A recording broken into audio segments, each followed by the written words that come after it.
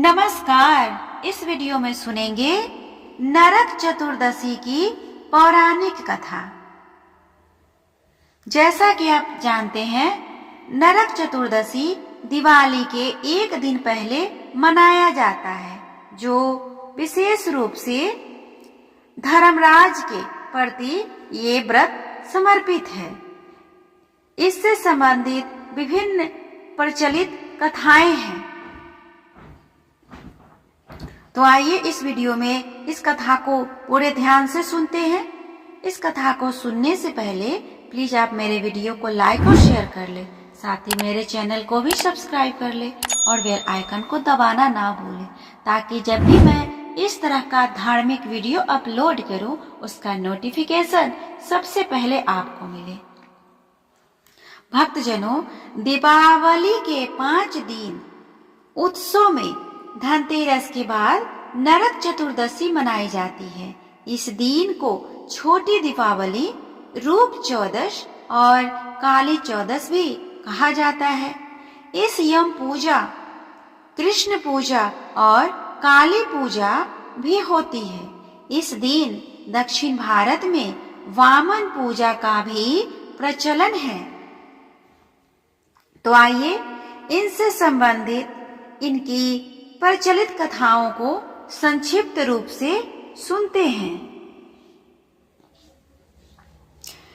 इससे जुड़ी पहली प्रचलित कथा है, नरकासुर को भौमासुर भी कहा जाता है।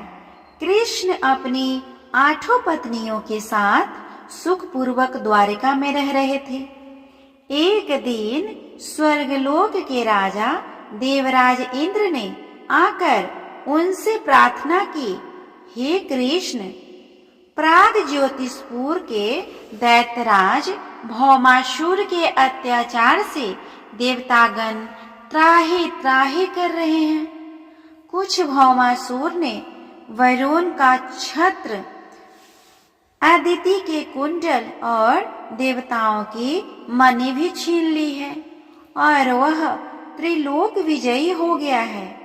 इंद्र ने कहा, भौमासुर ने पृथ्वी के कई राजाओं और आमजनों की अति सुंदर कन्याओं का हरण कर उन्हें अपने यहाँ बंदी गृह में डाल रखा है। कृपया आप हमें बचाइए प्रभु। इंद्र की प्रार्थना स्वीकार करके श्री कृष्ण अपनी प्रिय पत्नी सत्यभामा को साथ लेकर गरुड़ पर सवार हो प्राग ज्योतिषपुर पहुँचे। वहां पहुंचकर भगवान कृष्ण ने अपनी पत्नी सत्यभामा की सहायता से सबसे पहले मूढ़ दैत्य सहित मोर के 6 पुत्रों ताम्र, अंतरिक्ष, श्रवण, विभावसु, नभश्रान और अरुण का संहार किया। मूढ़ दैत्य का वध हो जाने का समाचार सुन भौमासुर अपने अनेक सेनापतियों और दैत्यों की सेना को साथ लेकर युद्ध के लिए निकला। भौमासुर को स्त्री के हाथों मारे जाने का श्राप था, इसीलिए भगवान श्री कृष्ण ने अपनी पत्नी सत्यभामा को सारथी बनाया और घोर युद्ध के बाद अंत में कृष्ण ने सत्यभामा की सहायता से उसका वध कर डाला। इस प्रकार भौमासुर को मारकर श्री कृष्ण ने अपने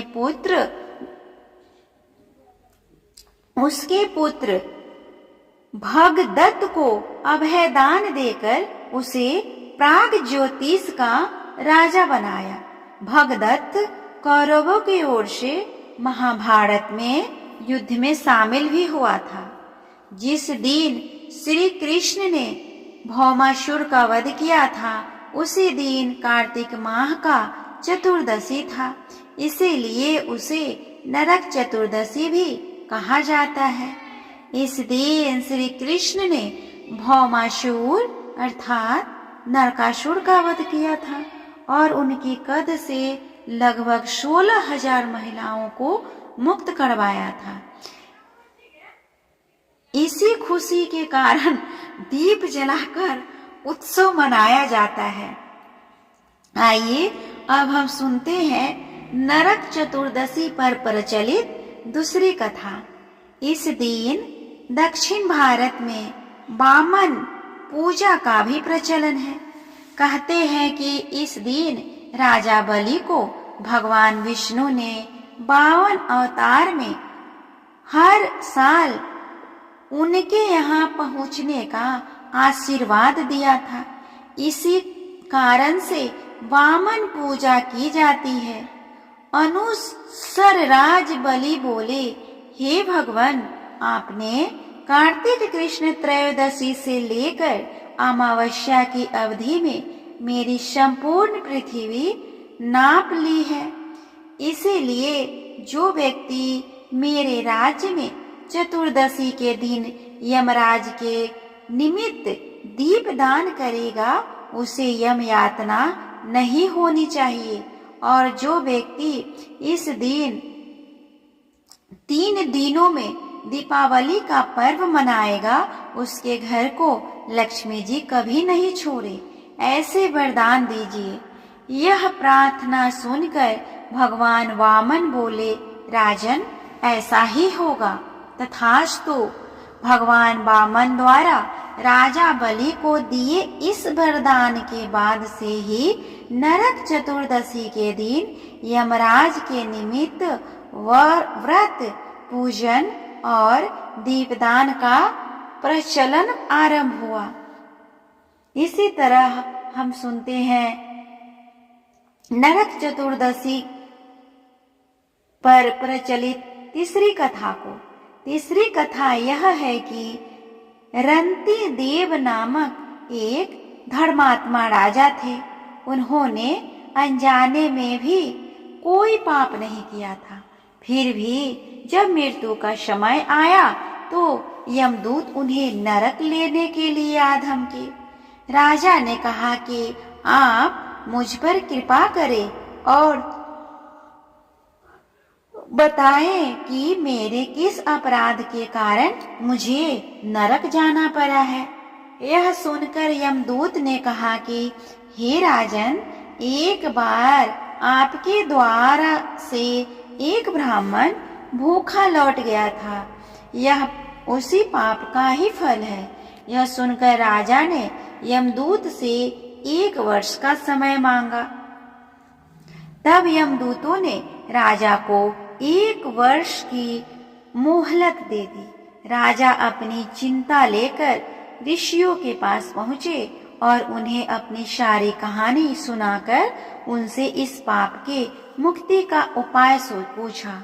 तब ऋषि ने उन्हें बताया कि कार्तिक मास के कृष्ण पक्ष की चतुर्दशी का व्रत करें और ब्राह्मणों को भोजन करवाकर उनके प्रति हुए अपने अपराधों के लिए क्षमा याचना करें। राजा ने वैसा ही किया जैसा ऋषियों ने उन्हें बतलाया। इस प्रकार राजा पाप मुक्त हुए और उन्हें विष्णु लोक में स्थान प्राप्त हुआ।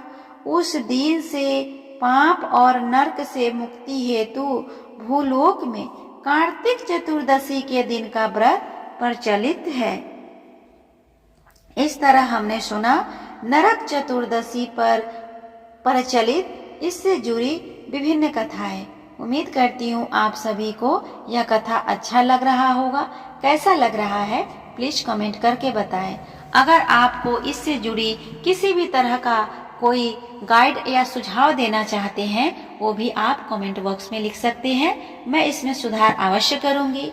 इसी तरह आपको किसी भी तरह की कोई जानकारी की आवश्यकता है वो भी आप कमेंट बॉक्स में लिख सकते हैं। मैं उसका आंसर अवश्य करूंगी। और इसी तरह का वीडियो पाने के लिए आप मेरे चैनल को सब्सक्राइब कर लें। आप सभी को मेरे तरफ से नरक चतुर्दशी और दिवाली की हार्दिक शुभकामनाएं।